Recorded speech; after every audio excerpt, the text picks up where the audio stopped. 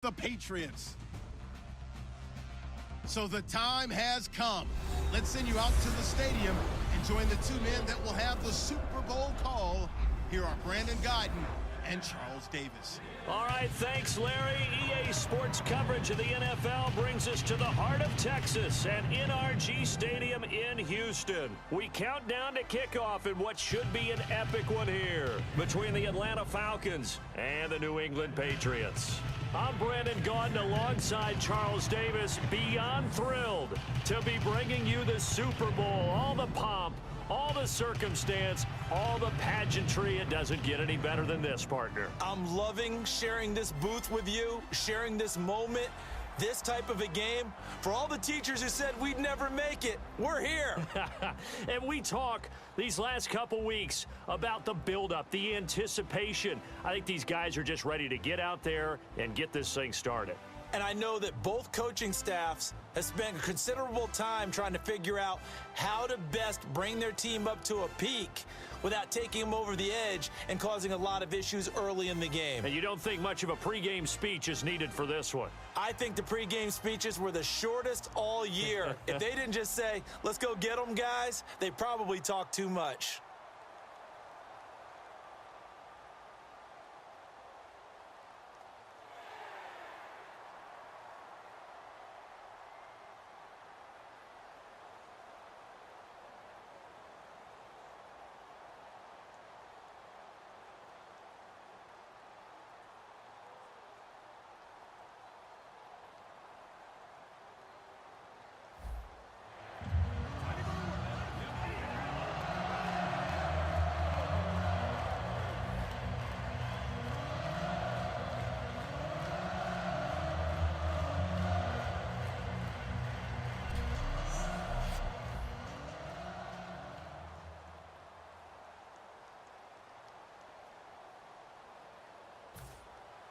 We begin the next half-century of Super Bowls to a strobe of flashes. Super Bowl 51 from Houston is underway. Danny Amendola on the return.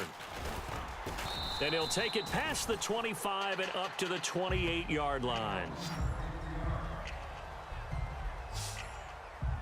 And, Charles, here come the New England Patriots on offense. There is Tom Brady, a walking Super Bowl record. He set more of them in that comeback win over Atlanta. 43 of 62, 466 yards. All three of those are records for a quarterback in a Super Bowl game, and his fifth ring as well. And I think we're reduced to talking about records with him because I don't know that we truly have enough words to describe the greatness of Tom Brady, especially what he did in the last Super Bowl.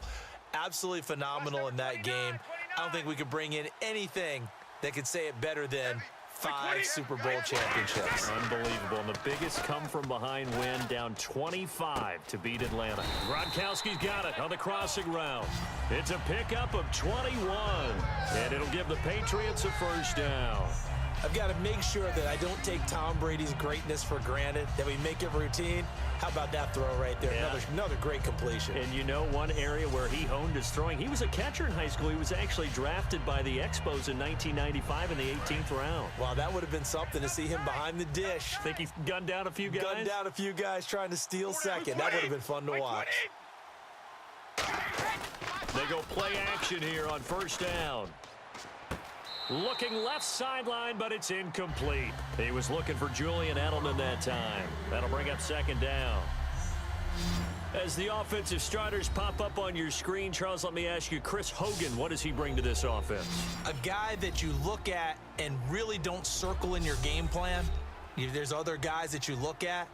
Then you realize this guy can do damage. Finds his way open on almost every snap.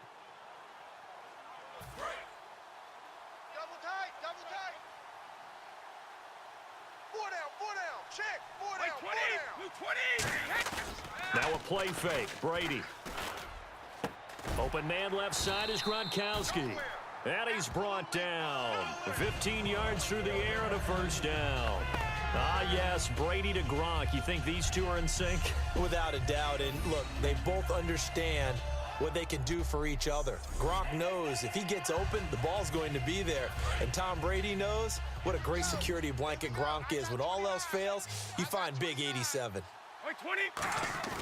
On play action, now Brady. Oh, incomplete. The rookie had it and lost it there. And it'll be second down. And as we show you the starters defensively for Atlanta, I want to ask you about that Super Bowl. It's such an interesting game, but defensively, Atlanta so good in that first half. What happened in the fourth quarter, and how will you remember them from this game? I remember a really young defensive unit that the stage wasn't too big. They handled it right from the beginning. I remember a really fast defensive unit. Look at the speed. Grady Jarrett, defensive line, right? What do you have, 3 sacks in the game? Deion Jones from his middle linebacker position forced that fumble against LeGarrette Blount. Robert Alford as a cornerback, double-digit tackles. Now a lot of passes broken up. The pick 6 for a touchdown, 82 yards, a fumble recovery. But they were out there way too long. 93 plays given up to New England. At some point, you've got to get a stop and get off the field. Offense comes to the line now, 1st and 10.